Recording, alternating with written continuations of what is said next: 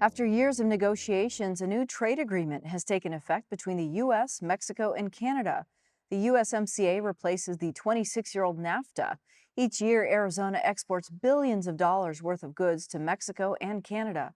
We learn more about how the new deal impacts that relationship from Zabe Sheikh, Consul General of Canada in Los Angeles.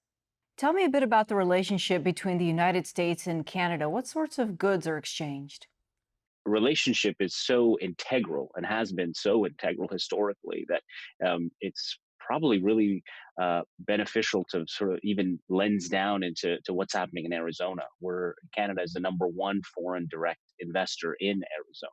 There's 500 Canadian owned companies employing about 23,000 Arizonans. And in Tucson alone, you've got something like 5,000 Arizonans who go to work every day for Canadian companies. And that can range anywhere from Lululemon and Aldo to BMO, Mattel, Bombardier, of course, and even Mattamy Homes. The dairy industry has been considered one of the big winners in this agreement. Can you tell us a bit about why that is? It delivers a big win actually for the dairy market because it grants exporters additional access to the Canadian market. And so, in terms of how the supply chain works on a daily and hourly basis, this is of great positivity, but also great to energize the economic standpoint and future of the dairy market. This idea of greater access to Canadian market was something that was key on the negotiating table between the two countries, and so it's a win-win as we look at it. Many of us are using USMCA and the term NAFTA interchangeably, as we know it's a revamped agreement. What would you say are some of the key differences? Well, I think that one of the biggest differences, Lorraine, is that this is a 21st century agreement in the fact that there are major updates when it relates to technology. The idea that the tech industry and the idea of a tech sector really wasn't in play when NAFTA was first around. On a big picture level, this actually affects almost 230,000 jobs in the state, which are supported by trade to Canada and Mexico for Arizona.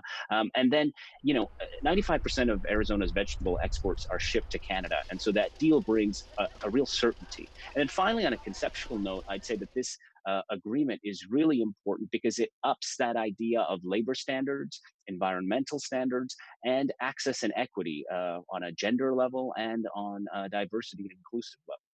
It's no secret that Canadians love the Arizona sun, a rich tourism industry here. Anything in this agreement that will enhance that relationship? Ultimately, it really serves that tourism relationship because there's over Canada and Mexico are responsible for about 4.6 million of Arizona's 5.8 million international visitors. And as you called it, there's also, that idea of the Canadian snowbird in Arizona. And that means that there's just also property, real estate development, and the economy is really integrated between Canadians and Arizonans.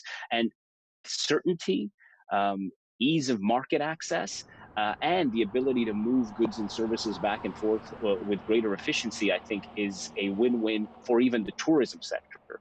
Because this, and once we get over the pandemic, of course, and go back to normal, there's about 212 nonstop direct weekly flights between Canada and Arizona. So we'll see that coming back up, and that'll play a major part in, I think, reset and recovery during this economic period as well.